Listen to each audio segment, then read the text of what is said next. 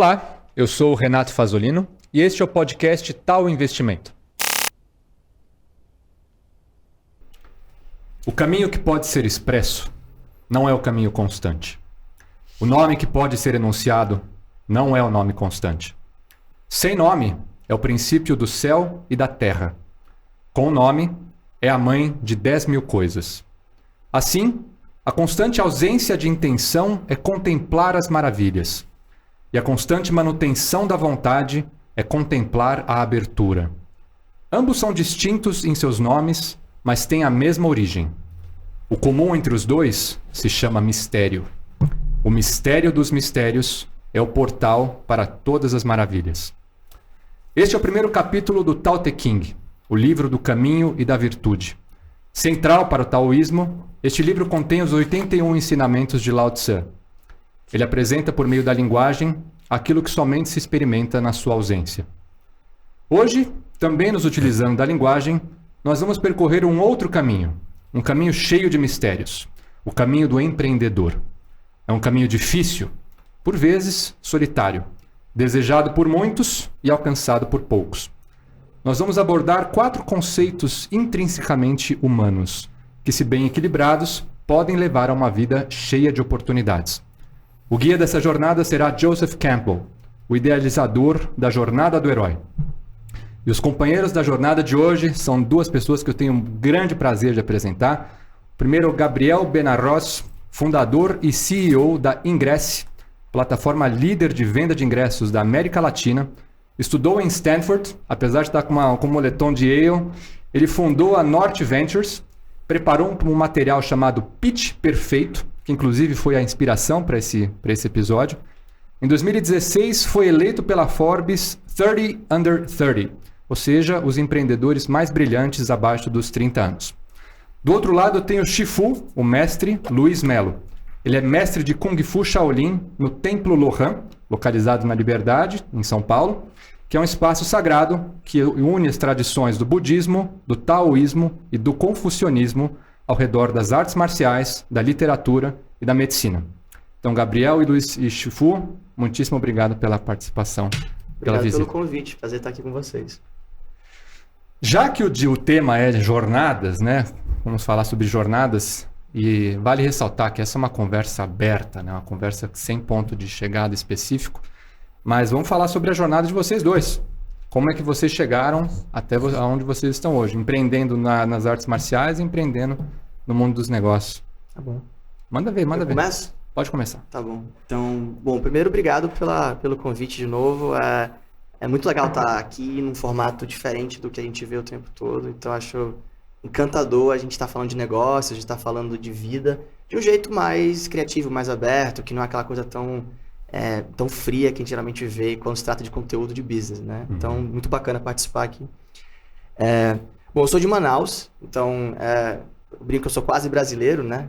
Num estado quase que está anexo que é o nosso país, mas que não participa de quase nada quando a gente pensa em Brasil, e raramente, inclusive, temos gente do Sudeste visitando. Então, a gente fica muito isolado, e a minha vinda para São Paulo e com o contato do empreendedorismo teve muito de acaso, tá? Então, resumindo a história, eu sempre fui muito curioso. No ensino médio me envolvi em uma série de coisas diferentes, que foram de Olimpíadas de Física até, simulação das Nações Unidas. Achava que ia ser diplomata uma época. E como todo garoto, eu acho, no Norte, a gente não tem a influência, o role model, né, o modelo do empreendedor. Então a gente só acha que pode ser 3 coisas. Ou você é médico, ou você é advogado, ou você é engenheiro.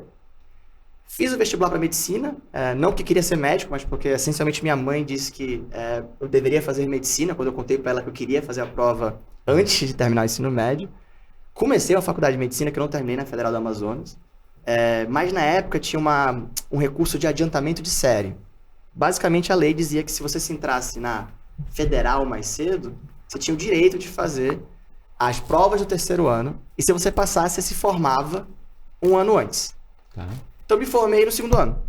E tive esse ano de gap year, para basicamente fazer o que eu não precisava ir para aula, eu poderia ir para aula. Então, era uma situação meio maravilhosa e meio enlouquecedora para os meus professores, onde eu tinha a opção de ver meus amigos e participar, mas não tinha que entregar absolutamente nada. Peguei esse tempo para viajar, Brasil, conhecer. Tinha muitos lugares que eu não tinha ido ainda. E no meio do caminho descobri que havia faculdades norte-americanas. Que também lá no norte a gente não sabe muito, né? Como é que chega, como é que faz para ir para Harvard, né? Tudo. E fiz o processo seletivo, né? Graças ao meu pai, a gente meio que foi pedindo. Na época a livraria Valer entregava em Manaus, assim, não tinha Amazon, não tinha nada que chegava lá. E a gente comprou um monte de livro, estudou, feito loucos. Desses anos de gap year que eu tive, eu fiquei 6 meses meio que estudando, porque a verdade é que eu estava super atrasado, né? Os americanos começam no primeiro ano, até antes, né? A se preparar para o vestibular americano. Eu estava super atrasado, eu tinha 6 meses. O SATs, né? O SAT. E aí eu li tudo que tinha disponível, fiz os SATs quantas vezes eu pude, né? Era complicado, eu tinha que viajar para Brasília, porque em Manaus não tem a prova. Minha família nunca teve muitos recursos financeiros, então a gente ia de uma vez, fazia todas as provas possíveis para não gastar a passagem à toa. E o jeito que eu escolhi a faculdade foi super curioso também, né? Eu fui com meu pai numa banca de jornal e a gente comprou o ranking das Top 20, era US News, a revista, e o ranking era the Top 20 American Colleges. E a gente literalmente fez o application, né, o processo seletivo, para a página inteira. E das 20 eu entrei em 17. Caramba. E no ranking das 17, Stanford era a mais alta que eu tinha entrado. Então, bora pra Stanford. Exato. Eu olhei para aquele ranking e falei, legal, essa aqui era número 4 no ranking, né? Eu não entrei na primeira, na segunda, na terceira era Yale, by the way. Que foi de meu irmão, que eu tô usando o moletom dele hoje aqui, estudou. E Stanford era a quarta no ranking. E eu, garoto de 16 anos lá em Manaus, olhei e falei, tá bom, sou um aluno nível 4, vou pra essa tal de Stanford, que eu não conhecia. Por sorte, tinha uma bolsa do pessoal da Fundação Estudar, que é a ONG do Jorge Paulo, do Marcel e do Beto Scupira. Eles dão umas 20 a 30 bolsas para alunos que entraram em boas escolas todo ano. E graças à ajuda deles e da ajuda de Stanford, que me deu um outro pedaço da bolsa, eu fui parar no Vale do Silício.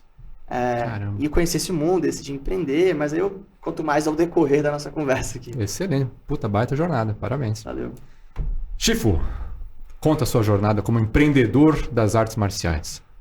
Então, o Brasil, as histórias do Brasil sempre são muito sofridas, né? A maioria das histórias, devido a ser um país difícil. E geralmente no Sudeste as pessoas têm uma vida mais estabilizada e tal. Mas a minha vida, quando jovem, foi muito caótica. Meu pai tinha perdido tudo. E eu fiquei muito pobre, muito pobre. Então eu não tinha nada. E a minha vocação era ser cientista desde criança. Conhecer coisas, estudar. E eu não tinha, meus pais não tiveram essa visão. E eu passei a ser ilustrador, desenhista, como eu já contei, né? Aí, nas nossas conversas pessoais e tal. E pratiquei artes marciais desde criança, devido aos filmes, que acho que muitas jovens, criançadas assistem filme. E praticava como uma atividade. Na verdade, eu não sei porquê, né? Nunca descobri porquê. E meu pai e minha mãe me deixavam largado, eles não estavam muito preocupados comigo, no estudo, essas coisas. E praticava. Tentava preencher meu tempo com arte, com literatura. Meu pai me apresentava livros, apesar de não querer controlar muito minha vida, né? Ele era muito livre, assim, um boêmio, né, meu pai. E aí comecei a trabalhar com arte, desenho, e comecei a ficar de saco cheio disso, porque ficava lá no dia todo sentado na mesa, e vi que eu não ia conseguir, né? Muito sofrimento, e vi que as artes marciais me dariam uma vida melhor. Por quê? Porque eu sou um gênio tal, das artes marciais? Não, porque é oportunista mesmo. Porque assim, o que eu posso fazer que me dá menos trabalho, eu posso ganhar dinheiro? É um negócio extremamente oportunista. A gente vai falar sobre isso. Né? Aí eu falei, eu vou trabalhar com aquilo que eu mais sei, né? Que eu mais treinei, que eu nunca tinha, durante muitos anos, nunca tinha pensado em trabalhar com isso. Era uma doutrina. Aí eu falei, tô vendo tanta gente incompetente e tal, então eu vou passei a dar aula também porque eu não tinha muitos recursos. E funcionou, deu certo. Comecei um pequeno espaço. E desse espaço ele foi florescendo, né? Muito legal. Mas eu acho que tudo foi mesmo uma questão de doutrina mesmo, né? Junto com essa montar um espaço, né? Acho que são áreas diferentes, né? Porque uma coisa é você montar negócios gigantescos, outra coisa é você ser um comerciante, que são áreas diferentes, mas acabam sendo, acredito eu, tendo o mesmo tipo de administração, essas coisas. Apesar de ter uma dinâmica diferente. E abri uma escola de artes marciais que era só pra mim treinar mesmo. E aí foi embora. Aí é uma história longa, né? Mas começou com simplesmente um oportunismo de poder trabalhar assim, pra evitar a fadiga, vamos dizer assim. O lema do grande professor do Isso, carteiro pra evitar Jaime. a fadiga, poder ganhar um dinheiro, ter uma vida tranquila. E acabou sendo o oposto, né? Foi uma aventura, uma jornada terrível aí, né? Bem, assim, epopeica, né? Apocalíptica. Aconteceram muitas coisas. Mas foi, você vê, uma pequena coisa, né? Vamos falar, inclusive tem umas fotos do templo, depois a gente vamos passando na TV aí. Esse espaço pequeno virou um espaço muito bonito, pô. Caramba. Sim. Vamos lá. Vamos então começar com o primeiro conceito: empreendedorismo. Né? A gente está falando que você pode ser um comerciante, um fundador de startup, você pode ser um podcaster. O que é empreender, conceitualmente falando? Tema aberto, por favor. Quem quiser falar, fala. Claro. Empreender é criar algo onde antes não havia nada. Tá? Tem várias definições. Essa aqui é só o jeito que eu gosto de pensar. Boa definição. Né? Tem um livro do Peter Thiel que chama From Zero to One. E quando eu vi o livro, eu falei, cara, é isso. Eu tinha pensado no conceito já, porque muitas vezes assim, a gente fala pensando na empresa, né? A empresa primeiro vai de 0 a 1, depois de 1 a 10, aí de 10 a 100, de 100 a 1 milhão. Tem tipos de executivos diferentes para cada estágio da empresa, né? Então, muitas vezes a empresa que já é lucrativa, né? Já gera caixa, e que agora vai dos seus 200 funcionários para o primeiro milhar de funcionários, geralmente exige um perfil diferente do maluco lá, que é o cara que vai ser o primeiro cara a dizer assim, cara, eu acho que isso aqui tem um negócio, eu vou fazer esse negócio funcionar. Eu acho que o empreendedor é esse cara do 0 a 1. Obviamente, é possível empreender em todos os estágios, mas assim, a prova absoluta, na minha opinião, é a geração de valor, né? Criação de valor onde antes não havia. Água de pedra, né? Tirar água de pedra. Exato. Mas valor, de que valor você está falando? Valor econômico, estou falando no sentido utilitarista mesmo aqui, né? Então, se você estuda economia, você começa a olhar a história do que as pessoas achavam em economia, e por um certo momento da nossa história, a gente achava que a geração de valor era meio fixa. Ou pelo menos a gente achava que era linear, né? E aí tem toda aquela teoria onde se eu tiver aumento populacional, eu tenho menos valor para ser distribuído entre as pessoas. Então chega-se à conclusão equivocada de que o valor é criado, aí as pessoas aumentam em população, e aí sobra menos para cada pessoa, aí existe alguma guerra ou uma disputa, a população diminui, e agora tem mais valor para as pessoas e a gente começa a viver um pouco melhor. Em certo momento da história econômica, os economistas pensam assim, não, peraí, isso não é verdade. Existem maneiras de distribuir riqueza, existem tecnologias que eu posso criar, onde eu tenho mais com menos. Sim. E aí se introduz, até matematicamente falando, se introduz no que a gente chama de coeficiente de tecnologia, que é o que permite que você tenha, com a mesma quantidade de recursos, agora mais riqueza para todo mundo. É a escala, né? A escalabilidade. É N coisas. Escalabilidade é muito importante, porque é o que me permite que meus ganhos marginais não diminuam com a minha produção. Então, você tem um cenário agora interessante, por exemplo, onde eu tenho produção de alimento para todo mundo. Hoje não existe um problema de produção de alimentos, existe um problema de distribuição. Sim. Mas graças à tecnologia, nós conseguimos alimentar todo mundo, se nós quisermos. De verdade. Exato. Esse que você falou são os tipos de capital, né? Eu lembro que eu vi o Naval Ravikant, você deve conhecer o Naval Ravikant.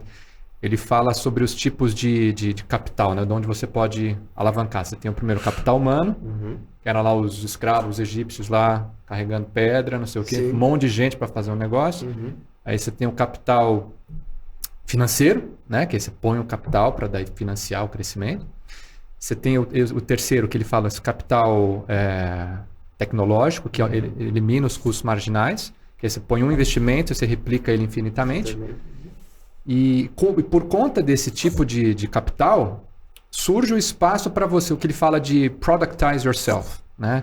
É o espaço para o criativo.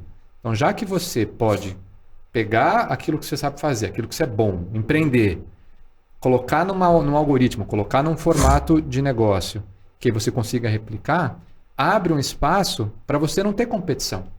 Porque quem vai competir com a gente mesmo? A não ser que você... Né, por a gente estava falando um pouco mais cedo sobre o mercado de agências, e não só, que não é exclusivamente esse. Mas é um mercado que está sendo profundamente influenciado pela internet, está sendo transformado e está tendo que competir muito.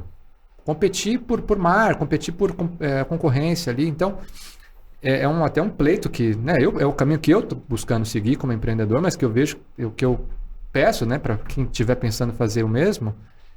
É meio perrengue no começo, porque você tem que se encontrar, você tem que saber o que você quer fazer, você tem que, né, ter algo para oferecer. O que é muito difícil. O que é muito difícil. Envolve uma via crucis aí de saber quem sou, o que eu quero. Mas aí a internet, as ferramentas estão aí, é formidável. Shifu. Empreender num templo budista, num templo de Kung Fu. Então, na verdade, não começou com isso, né? No meu caso, né? Começou com as artes marciais, com o Kung Fu. E isso é muito interessante. Eu não quero me esquecer aqui. Eu gosto de falar rápido porque eu acabo me esquecendo, né, das coisas. Elas vêm e vão. Olha lá. Bom, eu comecei... Você precisa ter muitos dados sobre a vida, né? Por exemplo, uma pessoa investe em uma coisa, mas precisa ver o que está acontecendo com a vida da pessoa. Né? Existem fatores que não são considerados hoje, né? Então, às vezes a sua vida está confusa. Você tem problemas, você tem uma família confusa, você tem problemas. Então, o que são origens diferentes. Então, enquanto um está fazendo uma coisa, o outro está fazendo outra coisa, porém, aquele dá mais trabalho, porque ele está considerando outras coisas. Né?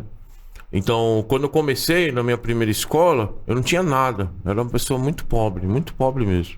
Então, o que eu fiz? Foi o que eu gostei que ele falou: empreender é você tirar do nada alguma coisa. Então, o que eu fiz? Eu precisava montar um balcão de recepção. Eu não tinha dinheiro para comprar o balcão. Aí eu fui numa marcenaria de madeira velha do lado, comprei os madeirites, serrei e montei um balcão em L. Aí eu pintei o balcão com tinta, com cal, né? Aí eu coloquei pigmento cinza. Então eu montei, do nada, eu fiz um templo. Né? Então, isso realmente, a mente humana é muito poderosa. Mas eu acho que esse poder vem do coração. Ele não vem do cálculo. O cálculo é uma ferramenta. Como uma calculadora, um celular ou um esquadro. Né? Os chineses antigos, eles falam que... não os chineses antigos, a tradição, né? Fala que na criação existia uma coisa chamada Li, que é a ideia. Antes de todas as coisas. Então, quando essa ideia ela vem do céu e ela penetra o coração humano, aí você surge a materialização na Terra. Sim. Então foi isso. Fui fazendo. Mas existe uma história que a minha mestra me contou, né?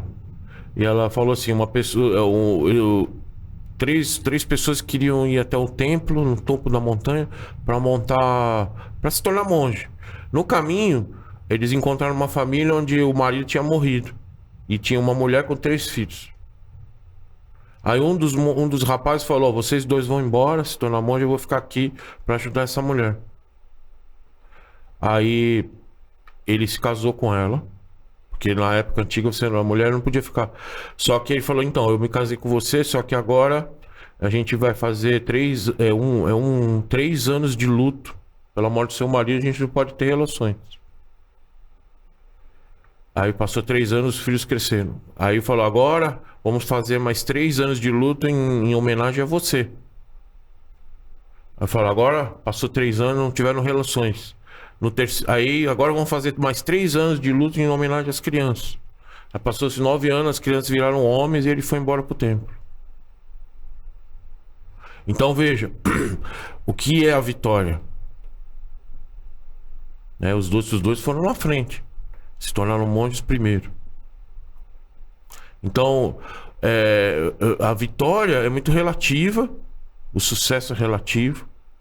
Porque cada ser humano tem uma vida única.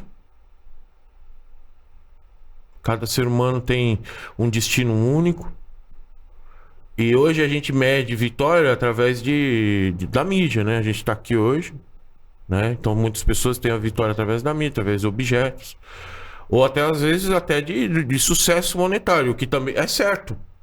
Porém, nós, como humanos nós somos, a gente precisa analisar outras coisas. Então, por exemplo, hoje eu herdei esse templo, né? Eu tive que reformar ele. Porém, hoje eu era para estar uma pessoa muito mais bem sucedida. Mas por que eu não estou? Porque eu tive que cuidar da minha mãe 20 anos. 20 anos. Então, as pessoas hoje só falam disso. Mas não falam de outras batalhas que nós temos. Posso adicionar? Claro, claro. Eu diria que você é uma pessoa mais bem-sucedida por ter escolhido cuidar da família. Né? Que é a definição. O que é sucesso, né? Exatamente. Deixar de dar atenção para as minhas pessoas queridas em troca de um retorno financeiro, eu diria que isso, na verdade, não é um sucesso. É verdade, né? É verdade. Mas eu acho que isso deveria ser mais comentado. Sim. Porque nós precisamos crescer. A economia precisa aumentar, precisa girar, precisamos de adquirir riqueza. Os chineses gostam de... fartura significa trabalho. Aqui no Brasil é mal visto, né? O trabalho. Você é rico, então quer dizer que você roubou as pessoas. É uma coisa terrível. Quem foi que falou? Sucesso é uma ofensa. O seu sucesso é uma ofensa pessoal. Foi algum músico brasileiro, Chico Buarque, eu acho, que falou isso. Caramba. Então, isso é empreender, né? Mas eu acho que, como você estava falando aí, eu sou um cara tradicionalista, né? Sigo a tradição antiga humanitária. E você falou usou o exemplo dos escravos egípcios, né? Mas eu gosto muito do Egito, né? Eu sou um egiptólogo amador. Então, isso que eles tinham escravos é um mito, isso. Os egípcios, eles trabalhar nas pirâmides era uma honra para o Egito, o egípcio. Então, vejam, as pirâmides, hoje em dia, o que você faz hoje? Você faz um arranha-céu de metal vazio, mas os antigos construíam uma pirâmide para os deuses, que estão aí até hoje. Né? Em algum momento da história do Egito, eu vi existiam escravos. Isso. Escravizaram os hebreus, mas os egípcios mas também no modo geral, a história toda das dinastias egípcias era o próprio povo trabalhava por um serviço devocional. Então isso é um exemplo de que como nós estamos perdidos hoje, o humano. Posso então usar esse gancho para falar sobre um contraste aqui? A gente estava falando sobre isso ontem. Desejo e intenção. Muita gente acha que é a mesma coisa. Mas você falou ontem um negócio que eu achei legal. A intenção já aconteceu. Né? E o desejo ele tende a ser mais egóico. Assim, eu quero tal coisa. Sendo que a intenção, né, pensando no movimento de Kung Fu... O desejo tem a ver com a ilusão, né? Com apego. Você quer muito uma coisa com a inveja. A intenção é ele. Com 16 anos ele já fez o... Sim. Nem pensou. A intenção tem a ver com o coração, direto e direto naquilo. Porque você sabe também que você tem aquela capacidade, você não é um iludido. Né? Sendo que o desejo hoje em dia, pensando em empreendedores, né? deseja aquela coisa. O empreendedor, ele quer a escalabilidade, quer virar unicórnio, quer isso, quer aquilo. É um desejo, eu quero. As pessoas se Mas comparam será demais. que é porque tá ligado a alguma coisa do coração dela? Ou é porque é um trend, uma coisa hype, assim, uma coisa que é legal virar unicórnio, né? Bom, você vai poder saber falar sobre isso muitíssimo bem. A gente está discutindo aqui algumas coisas que eu acho que são muito relevantes e, como você falou, são pouco faladas no empreendedorismo, né? E a gente tem um reconhecimento e a gente dá muita visibilidade para definições de sucesso que, na minha visão, não são as melhores, e nem as melhores do ponto de vista conceitual, mas nem são as que vão te deixar mais feliz como pessoa. Uhum. Então, assim, muitas vezes a gente equipara sucesso a coisas como poder, reconhecimento externo, isso é simbolizado com mídias, prêmios, aquela coisa, né? O case de sucesso, retorno financeiro. Essas coisas são boas. Bom ter dinheiro, é bom ser condecorado, é bom ser reconhecido. Mas, na minha opinião, elas não deveriam ser o objetivo da jornada. E se elas forem, eu acho que essa é uma receita para não ser feliz. Porque elas não são garantidas. Então, se você está escolhendo empreender porque você... eu quero empreender porque vai ficar rico, cara, eu tenho notícias para você. Tem outros caminhos que são melhores. Nesse sentido, tem tanto em termos de retorno mais seguro, como em retorno financeiro razoável. Tem outras escolhas melhores. Reconhecimento externo também é uma coisa que não tem fim. É um buraco negro, é um poço sem fundo. Você nunca recebe reconhecimento suficiente para dizer, tá bom, eu tô bem. Mas tem outras coisas que eu acho que são sim intrínsecas de empreender, que é autoconhecimento, desenvolvimento de coragem, de resiliência, desenvolvimento de relações humanas profundas. Você cria companheiros, camaradas de batalha que você montou o tempo, você teve pessoas que se envolveram, que te ajudaram. E essa história de vocês sempre, isso nunca vai morrer. E vocês têm esse laço o laço de construir algo junto é um laço fortíssimo, né? Dos sócios. É tão forte quanto outras relações importantes como casamento, grandes amizades, etc. E você ganha uma história de vida muito bacana. Isso é garantido, na minha opinião. E esse, sim, não é à toa que isso está muito ligado não ao resultado de empreender, mas ao DAO, ao caminho, né? O caminho é o objetivo dessa jornada como um todo. Ele é o meio e o fim, né? Ele é o substantivo e o verbo. Exato. Infelizmente, isso não é enfatizado. Por quê? Na minha opinião, porque não vende. Porque é difícil. Porque não vende, exato. Imagina que eu tenho 2 programas de emagrecimento. Um deles eu falo assim, é o seguinte, você vai tomar uma pílula e você vai perder 3 quilos por mês. E é isso. O outro diz assim, você vai estudar nutrição, você vai comprar comidas mais caras, você vai dormir com fome, você vai fazer exercício todo dia, mesmo cansado, e você vai perder talvez 1 quilo por mês. E tem que fazer pelo resto da vida, tá? Qual desses dois vende mais, né? Isso é muito mais difícil. Sim. Falando na jornada do herói, né? O Joseph Campbell falava, nós temos a partida, né? O departure, aí você tem o initiation, a iniciação, e o retorno. Que ele faz esse círculo, você volta para o ponto de partida transformado, né? Então, você sai da esfera do conhecido, você tem um negócio chamado aventura, né? O Call to Adventure, que é assim, estou no meu mundo aqui, estou fazendo as minhas coisas, posso ou cair de sopetão numa nova realidade ou deliberadamente partir para essa nova jornada. Então, na jornada do herói, o passo seguinte do que a gente contextualizou aqui, que é o empreendedor, a vida dele, as motivações dele, o cenário dele, tá bom, decidi empreender. Puta, eu vou cair agora num oceano de dificuldades, de desafios, de rejeições, de dúvidas, de solidão. Ou seja, eu acho que cabe uma conversa legal aqui sobre como é que isso bate filosoficamente na pessoa, como é que ela pode encarar esse período, tanto, de novo, filosoficamente, numa esfera de planejamento financeiro, planejamento estratégico, tomar decisões. Como que a gente lida com sofrimento, com rejeição e com as dores de empreender?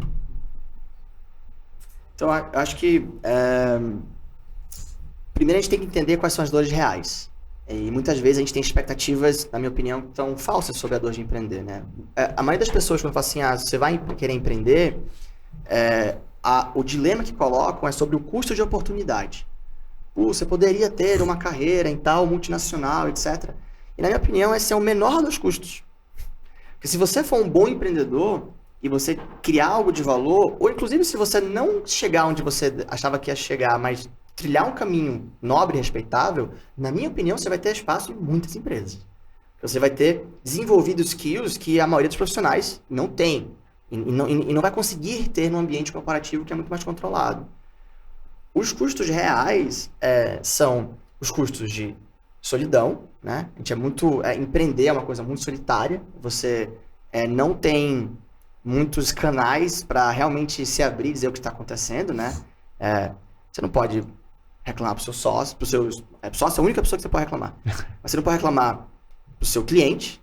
E aí, não, tá ruim o negócio. Imagina, como é que tá indo? Acho que eu vou quebrar amanhã. Se fosse você, eu sair, né? Pro seu time, você muitas vezes, você pode sim mostrar vulnerabilidade, mas em muitos casos você tá, na verdade, tentando passar motivação, otimismo, inspiração. Então, e aí, Gabi, vamos procurar emprego que não vai dar certo aqui, né? Não dá. Pros seus sócios investidores, você muitas vezes precisa também mostrar otimismo, precisa dar o tom do negócio, então você fica numa situação que você está muito isolado. O teu sócio é justamente o outlet ali, né? E tem, assim, entre todos os custos de saúde, financeiro, assim, pouca gente fala disso, mas empreendedores são uma legião de executivos movidos a calmantes. Eu tenho um slide de uma palavra do workshop que eu falo sobre essa jornada de empreender, essa jornada psicológica, e o slide é um Rivotril. Que assim, todo empreendedor fala por si só, né? Passou por esse momento que ele fala assim, cara, eu preciso dormir, eu preciso tomar remédio, eu preciso me acalmar, e a cabeça tá a mil, e você começa a perder a saúde. E o mais caro de todos, no final de tudo isso, na minha opinião, o maior custo de todos é a sua visão de mundo. Quando você vai empreender, você muitas vezes é um otimista. Às vezes você é patologicamente otimista, inclusive. Tudo vai dar certo, tudo vai dar certo. E no meio do caminho você vê que, na verdade, a minoria das coisas dá certo. Pelo contrário, né? Você é roubado, você é enganado, você se desaponta, você é abandonado, você cliente não quer pagar. O cliente não quer pagar, as leis não te ajudam, o sistema não te apoia. E aí você corre o risco de chegar no final dessa jornada e pensar assim que talvez o mundo não seja um lugar tão legal assim, que talvez as coisas não deem certo no final das contas. Acho que esse é o maior custo, a gente tem que tomar cuidado para não entrar nisso. Não virar aquele velhinho ranzinza que acha que o mundo é mau. Não, o mundo também é mau, mas também é bom. Você pode dar um convite para virar uma visão meio quase de Schopenhauer, assim, um niilismo, assim, não faz sentido, a vida não deveria ter existido, tudo. Que aí de Schopenhauer nasce Nietzsche com a visão do Übermensch, que aí já é uma coisa também assim, de superar, estou acima disso, mas também forçado, então eu concordo. E, Shifu, uma coisa que o Kung Fu está me ensinando, a dor física é uma metáfora para a dor da vida, né? Essa é a minha leitura. Então, também, quando eu comecei a empreender com esse podcast, com outras iniciativas, era aquela coisa também. Puta, cara, não vai dar certo isso aqui. Corre pra lá, corre pra cá, corre sozinho. Aí cheguei no templo lá, posição do cavalo, faz o movimento direito, foca, bate. A mente, ela some. Dane-se, a preocupação saiu voando. Qual que é a sua visão sobre isso? Sobre o sofrimento do empreendedor, o sofrimento da vida? O sofrimento do budismo, né? O apego que Buda falava.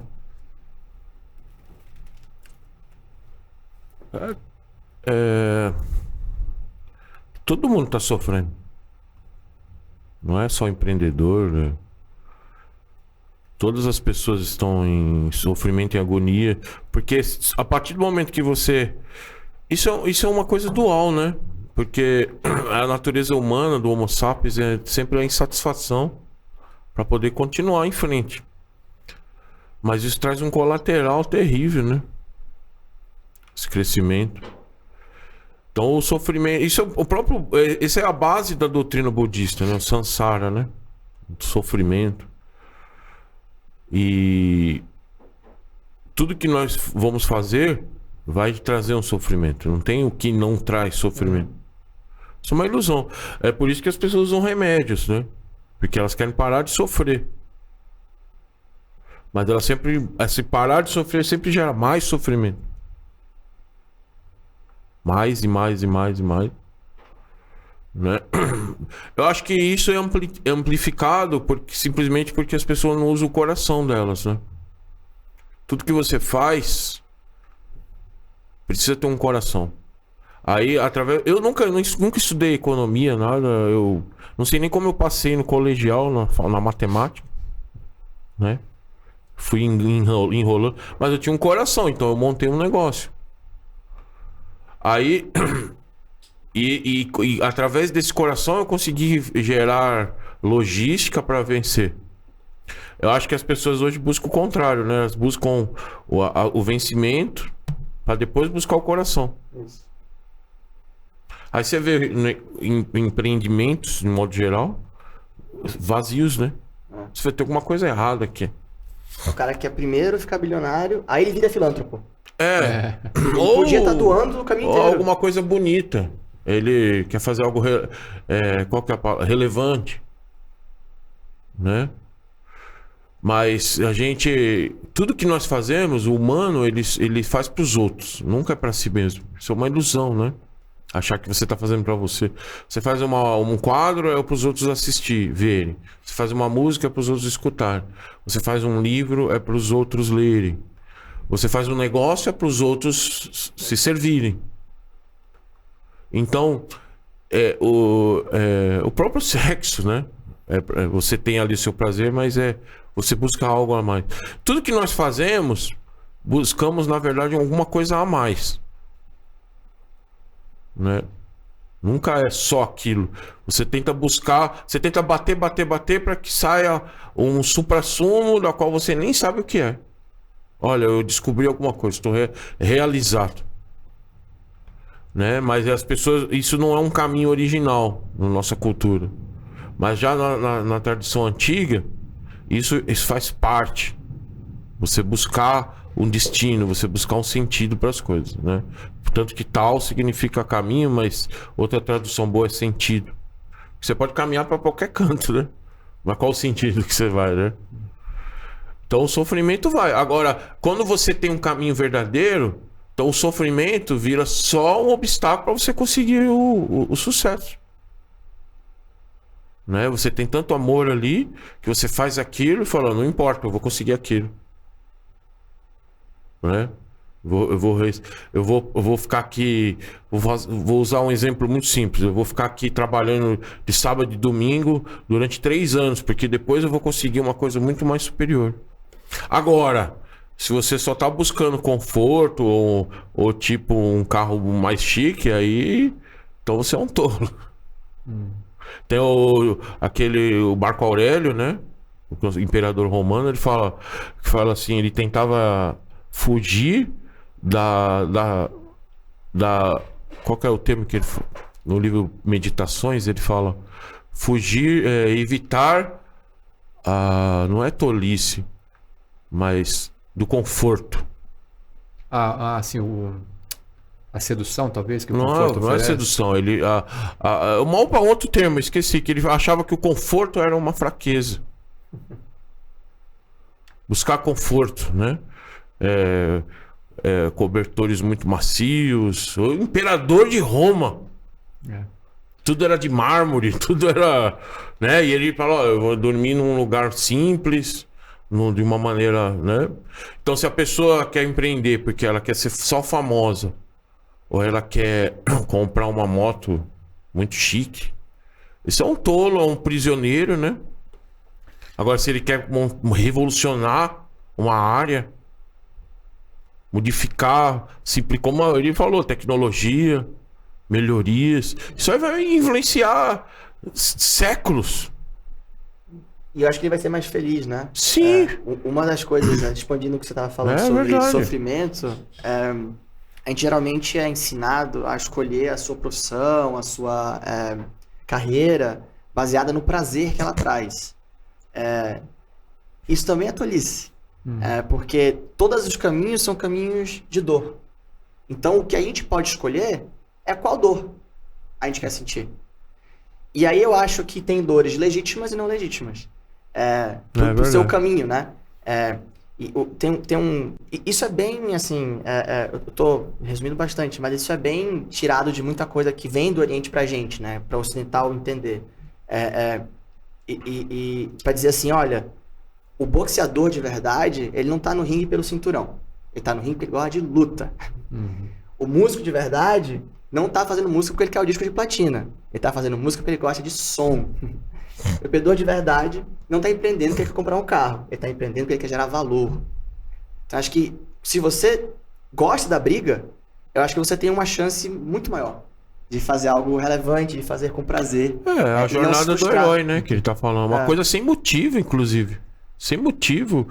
Você tem um motivo, mas se você for ver mesmo, analisar racionalmente, eu quero fazer isso aqui. Por quê? Porque isso vai ser melhor para todos, para mim.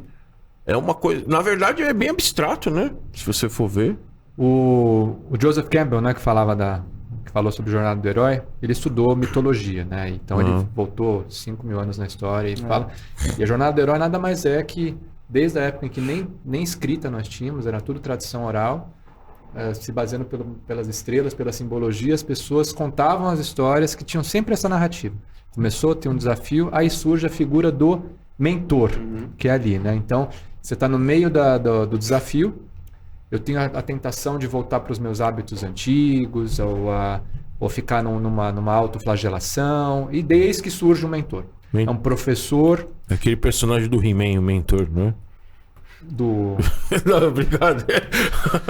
O Gandalf lá no Senhor dos Anéis. Vocês esqueceram do mentor, tô ficando velho, mano.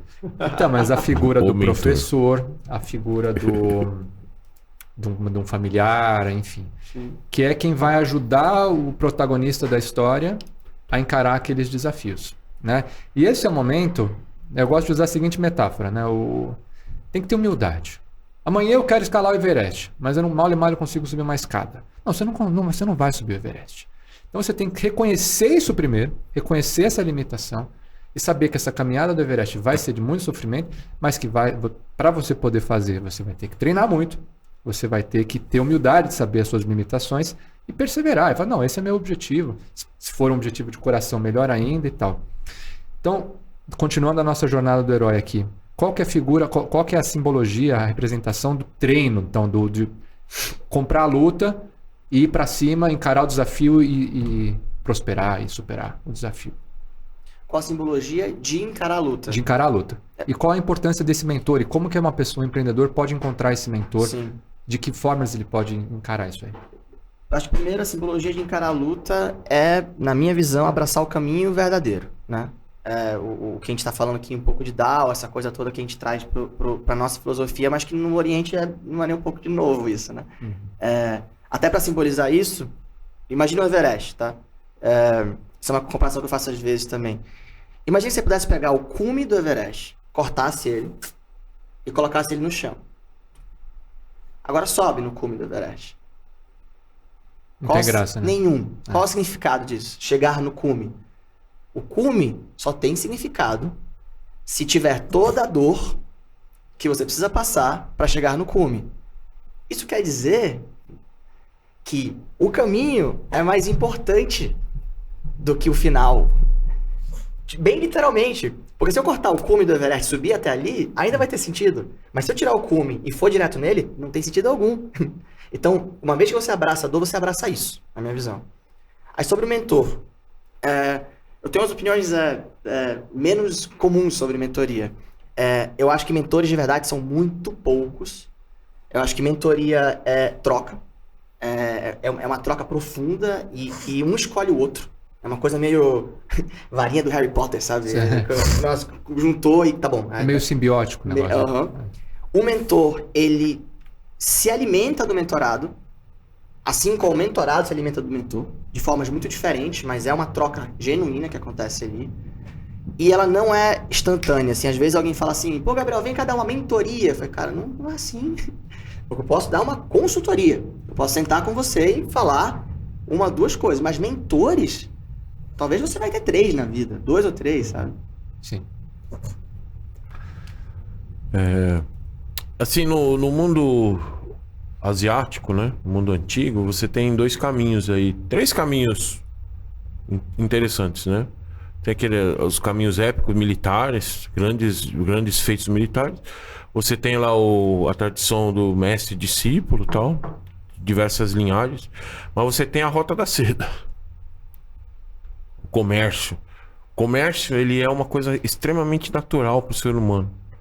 Então, ele não é tão místico, né? Quanto os caminhos filosóficos. E ele também não é tão, assim, tão dramático como os feitos militares. Mas ele depende desses dois. Na história humana, né? A guerra determina o comércio bem feito determina uma boa guerra. Agora,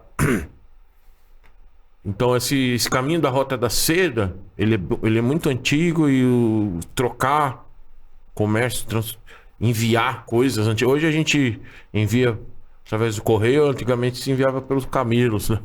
Da China até Roma. Imagina você levar seda. Então eu acho que, não sei se tem muito a ver com o que a gente tá falando, mas eu vou falar sobre um assunto que para mim foi muito importante e até hoje é um empecilho para mim. Eu vejo, por exemplo, eu pratiquei Kung Fu, então eu me dediquei muito. Treinava ali 6, 7 horas por dia, em horários diferentes, estudava sábado, de segunda a domingo, sempre treinando alguma coisa, estudando. Só que aí quando eu fui abrir uma escola ou um centro de treinamento, foi me exigido outras habilidades do qual não era o treinamento. E as pessoas não entendem isso. O que foi me exigido? Foi exigido comunicação, foi exigido dicção para falar. Uma coisa é treinar para mim, outra coisa foi aprender a falar com as pessoas. Ou foi me exigido informática básica, sabe, coisas. Sim. E quando uma pessoa é um especialista numa área, às vezes ele não quer se dar o trabalho de aprender outras áreas. E aí você fala, mas o que tem a ver isso com o guerreiro ou ir em frente? Tem a ver com a submissão, de você aceitar, né? E também tem o livro dos 5 Anéis de Miyamoto Musashi, que ele fala que o guerreiro não pode ter predileções por armas. Todas as armas são armas. E as armas hoje do mundo moderno é a mídia, a comunicação, a estética. Então, quando você consegue reverter isso dentro da sua mente, e todas as suas ações serão empreendimentos, todas as suas ações serão todas as suas ações serão trabalho. Na verdade, existe um termo chinês, que eu não me lembro de onde fala, que o verdadeiro caminhante, ele na verdade nunca sabe quando ele está trabalhando, se divertindo ou fazendo as coisas. Ele não tem ideia. E isso vem para aquele assunto da China, do comércio chinês, que é... Hoje, digamos aqui que estamos numa reunião oficial. Ok, você vai decidir isso aqui. Blá, blá, blá. Aí terminou a reunião, isso na China. Aí o cara que está se reunindo com você, ele vai te chamar para almoçar. E tomar uns birita e tal. Aí lá ele vai decidir o comércio final. Escondido. Né? E às vezes, ou se ele não decidiu, né? Se ele já fechou ali na mesa oficial, ele vai decidir um segundo paralelo. Pô, você gosta da minha revista? Ó? Você gostaria de fazer uma parceria no meio da... É assim, os chineses nunca param de trabalhar. Isso tem a ver com a filosofia, né? Mas isso tem a ver também... Se você não conhece essa filosofia, tem a ver com o seu coração. Você está sempre trabalhando, porque o trabalho para você não é um sofrimento. Isso tem a ver com o conceito do Wu Wei, da não ação? Isso também. Tem uma relativa relação com isso. Que é aquela coisa, né? O guitarrista. Né? Tem um cara que eu sigo no YouTube, chama Esta Stone. Ele é um guitarrista ucraniano. Assim, ele fala que é o yoga dele. Então ele põe um incenso na ponta do braço da guitarra e fica ali meia hora tocando. E não tem... Estava falando de improviso antes, né? E assim... Claro que tem uma técnica ali, o cara sabe onde está pestando, ele sabe qual que é o acorde, ele sabe tudo. Nada disso importa.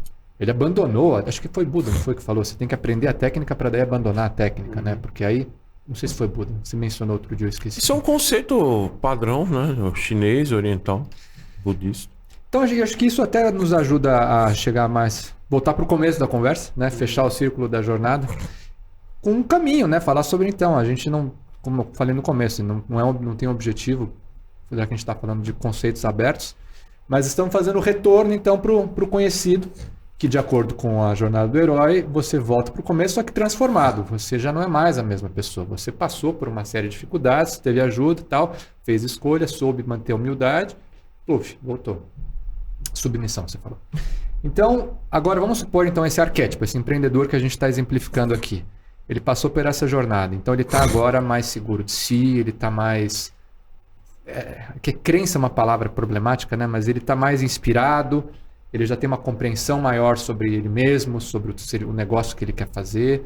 Como então, assumindo essa jornada que a gente discutiu, até para dar as considerações finais, como é que a gente termina então essa jornada? Como é que a gente termina com uma reflexão filosófica, sentido da vida, a bujanra, o que é a vida, né? Como é que a gente fecha esse círculo? Bom, acho que sobre a jornada do herói, que é um conceito assim, fenomenal, eu tive a primeira exposição a isso no livro do Ray Dalio, Principles. Aí eu conheci o Campbell e entender isso. Ele diz acho, duas coisas para adicionar. A primeira é que esses ciclos não precisam ser grandes. Nós podemos ter microciclos. Que a gente deveria abraçar e entender que eles são microciclos e comemorar eles. Ou então jogar eles fora, se a gente achou que eles não são tão úteis pra gente. Não esperar uma grande narrativa, um grande acontecimento. Se vier, veio, mas se vier, tudo bem também. A sua jornada é a sua jornada e o tamanho do ciclo é o seu, né? Então, desapegar um pouco disso. Às vezes, não é um ciclo, é uma elipse, sei lá, um negócio um pouquinho diferente, mas que é o seu único. E o segundo não esperar, acho que na minha visão, o final, né? Que é, no final do ciclo do herói tem o Gift of Godness, né? Que é aquela coisa a recompensa de ter passado pelo abismo e feito a coisa certa. Mas se você olha, assim, para os mesmos contos, assim, alguns da mitologia grega, etc., a tragédia grega em si tem um nível de aleatoriedade, de acontecimentos randômicos que simplesmente vem bagunçar tudo. E não tem necessariamente uma mensagem ou um reconhecimento pelas escolhas que o herói fez ao decorrer da vida dele, né? Foi uma tragédia grega. Cara, ele fez tudo certo.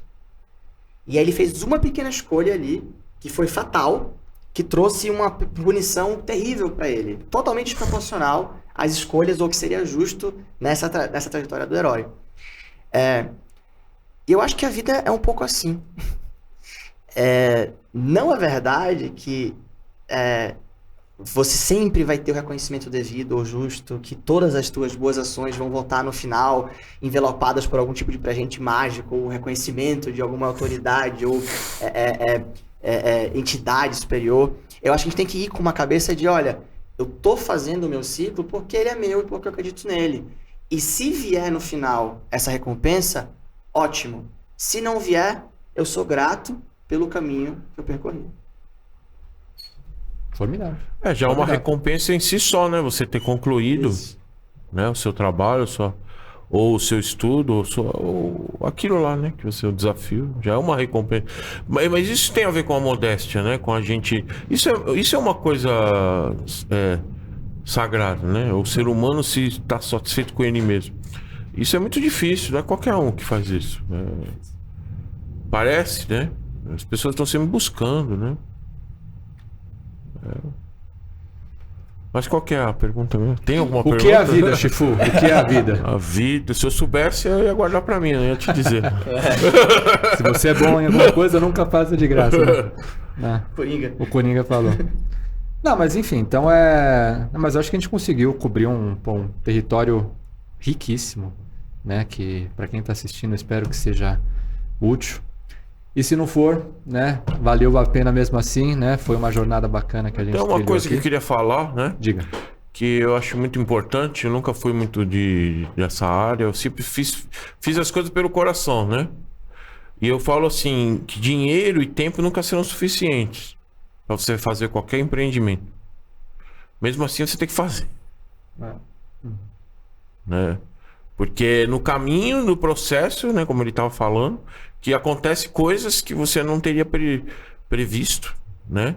E faz você conseguir, né, concluir aquela tarefa. Dinheiro e tempo nunca serão suficientes. Então, você arruma um jeito e faz mesmo assim. Vai fazendo, que os deuses sempre vão premiar o destemido. A sorte sempre vai prevalecer sobre o destemido. Nunca sobre o muito cauteloso também não sai do lugar também. Não sai do lugar. E nem aquele que se coloca em evidência demais também não. Isso é um conceito taoísta, né? Nunca se coloque em evidência, que uma hora vão te pegar. Né? Então é simplesmente fazer, né? Com sinceridade, né? De qualquer área, qualquer coisa. Ou, como diria o sábio Caetano Veloso, ou não. Ou não. Formidável, formidável. Bom, então, não tenho mais o que dizer, né? Pô, isso é... Tô muito agradecido por essa conversa, vocês dois.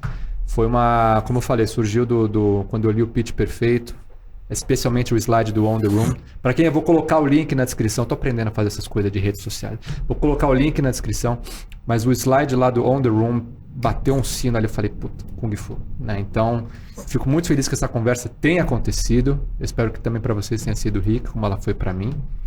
E para você que está assistindo, até o próximo episódio.